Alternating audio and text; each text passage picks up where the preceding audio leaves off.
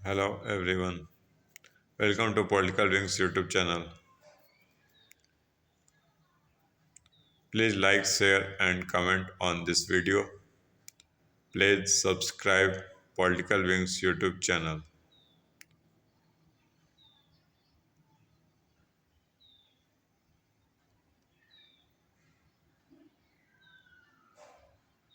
दोस्तों आज आपको एमए फोर्थ सेमेस्टर पेपर है दोस्तों 15 paper and local governance in India, इसके बारे में बताया जाएगा। और आज का टॉपिक दोस्तों मुखिया के जो योग्यता, कार्य और शक्तियाँ एवं इसके वेतन क्या हैं, इसके बारे में बताया जाएगा। मुखिया की योग्यता।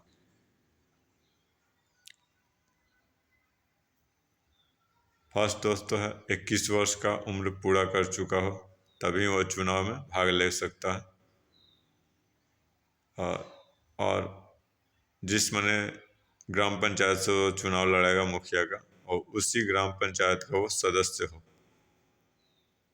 फिर दोस्तों 8वीं 10वीं और 12वीं पास हो। प्रत्येक राज्य में इसका अलग अलग प्रावधान है। दोस्तों जैसे राजस्थान में अगर आपको मुखिया के चुनाव लड़ना है तो आपको 8वीं पास होना जरूरी है।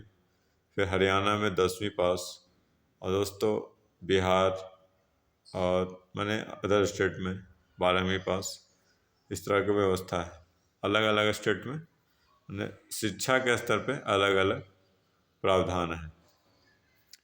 किसी किसी स्टेट में दोस्तों मैंने ये प्रावधान है भी नहीं कि मैंने वो कितना उसका शिक्षा में योग्यता होना चाहिए।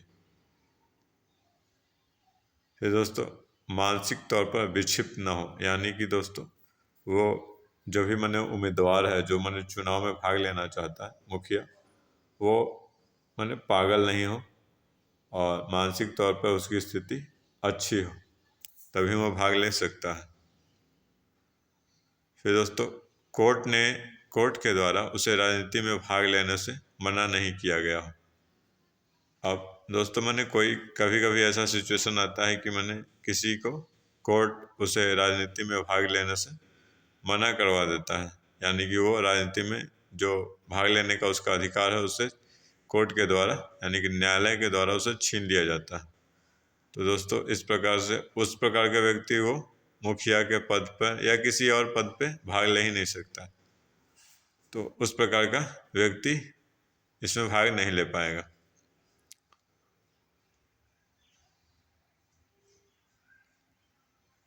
अब मुखिया के कार्य एवं शक्तियाँ क्या है दोस्तों।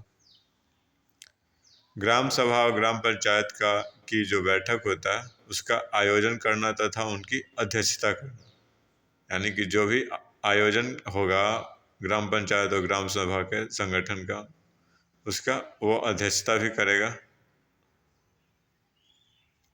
फिर दोस्तों बैठकों का कार्य व्यवहार को संभालना और उनमें अनुशासन बनाए रखना। अब जिस मुद्दे पे जैसे दोस्तों जिसके लिए बात हुआ तो उसका मैंने किस प्रकार से कार्य व्यवहार किस प्रकार से उसे संचालित किया जाएगा, उस सारे चीज़ को वो देखेगा। और मैंने जो सदस्य हैं वो अनुशासन न तोड़े, इसके लिए वो मैंने अनुशासन बनाए रखेगा, इस पे मैंने वो ध्यान देगा। फायदा दोस्तों एक कैलेंडर वर्ष में ग्राम सभा की कम से कम 4 बैठकों की आयोजन करना जरूरी है, यानी कि एक साल में अगर जैसे मैंने 5 साल का टर्म होता है जनरली, तो उसे मैंने 20 बार कम से कम मैंने ग्राम सभा बुलानी है, ठीक है।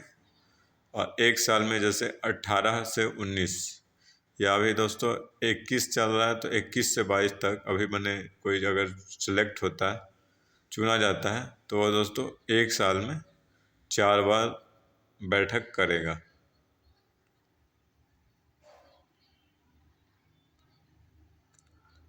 फिर आगे है दोस्तों मुखिया के कार्य। और जो मैंने पूंजी कोष पर विशेष नज़र रखेगा, यानी कि जो भी उसे राज्य सरकार के द्वारा वित्त मिलता है और केंद्र से जो मैंने पैसे आते हैं उन सारे चीज़ों को उसका मैंने ध्यान रखेगा। प्लस दोस्तों जो मैंने और कर लगा के ग्रामीणों पे कर लगा के और मेला का आयोजन करके जो मैंने वो धन एकत्रित करेगा, उन सारे चीज़ों का वो जो भी मैंने धन एकत्रित होगा उन सारे का ध्यान रखेगा वो। फिर ग्राम पंचायत के कार्यकारी प्रशासन की देख रेख करेगा। मैंने ग्राम पंचायत में किस प्रकार से कार्य हो रहा है उस सारी चीज़ का मैंने जिम्मेवारी उसी का होता है और उसकी देख रेख में ही कार्य चलता है, मुखिया के देख रेख।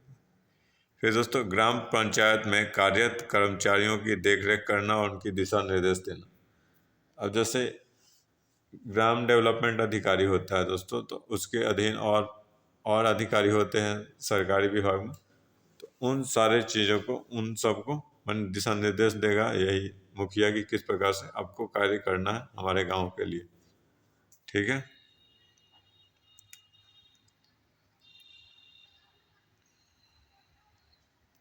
अब ग्राम पंचायत के कार्य योजना यानी कि प्रस्तावों को लागू करवाना, यानी कि जो भी योजना और प्रस्ताव है, योजना जो सरकार के द्वारा राज्य सरकार के द्वारा मुखिया को दिया जाता है, मैंने किसी ग्राम पंचायत को दिया जाता है कि आपको यह करवाना है, तो कार्य करवाएगा मुखिया ही। तो उन सारे चीज़ों को कार्य को करवाना और जो प्रस्ताव है उसको लागू करना इसका कार्य है। फिर दोस्तों मुखिया जो है नियमानुसार रखी गई विभिन्न रजिस्टरों के रख रखाव की व्यवस्था करता है, यानी कि जो रजिस्टर मैंने महत्वपूर्ण है उन सारे चीज़ों का एक उचित तरह से व्यवस्था करके रखता है।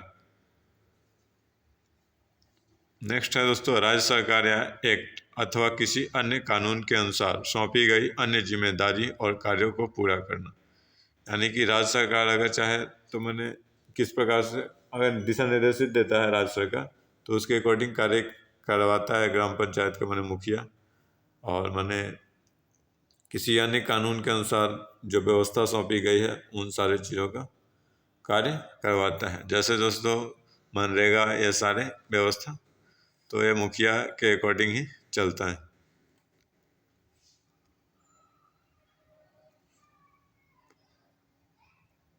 मुखिया के कार्य एवं शक्तियाँ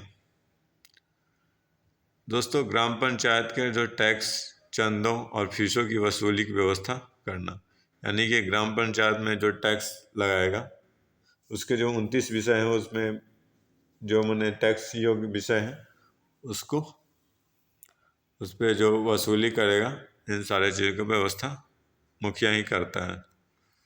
नेक्स्ट दोस्तों विभिन्न निर्माण कार्यों को कार्यान्वित करने की व्यवस्था करना, यानी कि जो निर्माण कार्य है यानी कि सड़क बनवाना या नाली बनवाना या लाइटनिंग का व्यवस्था करना, फिर पुस्तकालय बनवाना, इन सारे चीज़ों का वो दोस्तों व्यवस्था करता है। निर्माण कार्य का किस प्रकार से कार्य चलेगा और कि कहाँ से धन आएगा, किस प्रकार से यूज होगा, ये सारा मुखिया ही देखता है।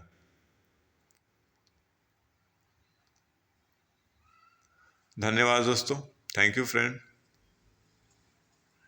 Please subscribe Vertical Wings YouTube channel. Please like, share and comment on this video.